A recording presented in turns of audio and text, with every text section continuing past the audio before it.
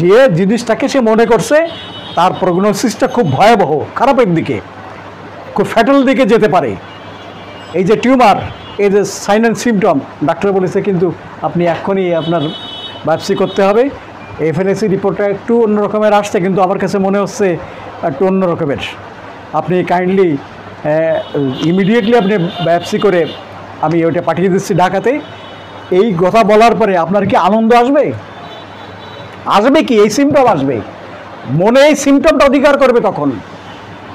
এই যে danger impression of life to his, সে যে ব্যাপারে হোক না কেন, তখন আপনার ভিতরে যে জিনিসগুলো চলে আসবে। দেখেন ওই যে যেটা বলছিলাম, light is begging,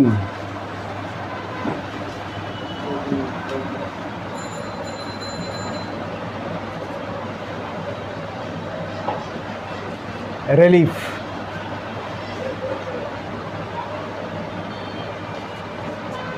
relief for, যেটা গত ক্লাসে আলোচনা করেছিলাম।